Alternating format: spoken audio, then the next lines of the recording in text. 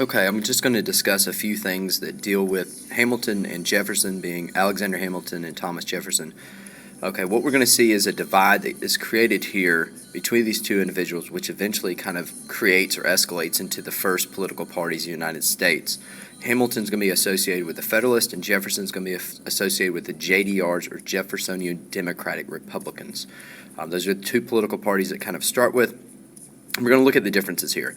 Hamilton, as we see, is believing very strongly in a strong national government, and that's kind of part of the Federalist principles.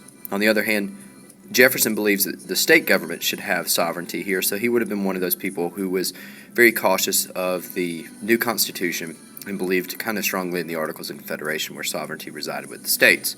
Hamilton, on the other hand, when it comes to those who should be the leaders and stuff, he believed that the country should be led by the well-educated elite. Jefferson, on the other hand, believes in farmers and laborers, the common person.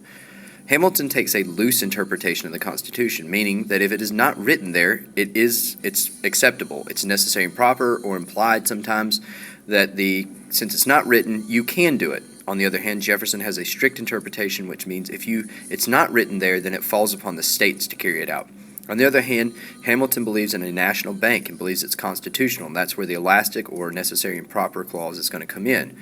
On the other hand, Jefferson believes that a national bank is unconstitutional. It is not written in the Constitution, so it should fall upon the states to actually create these banks. Hamilton believes in an economy based on shipping and manufacturing, so he's going to be kind of leaning towards the English views of that. On the other hand, we have Jefferson here, who believes our economy should be based on farming, and he believes very strongly in the yeoman farmer, which is a self-sufficient farmer.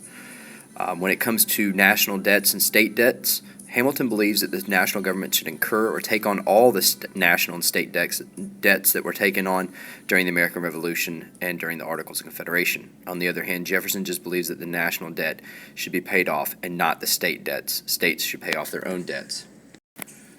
So as we can see here, some of the supporters would be those for Hamilton and the Federalist Party are the wealthy, merchants oftentimes, maybe large plantation owners. On the other hand, we have Jefferson supporters are the plain people or the commoners. So this is the party of the average person. So, and as I mentioned before, Hamilton is associated with the Federalist Party, most closely associated with them, obviously, and Jefferson with the Democratic Republican Party, oftentimes called the Jeffersonian Democratic Republicans.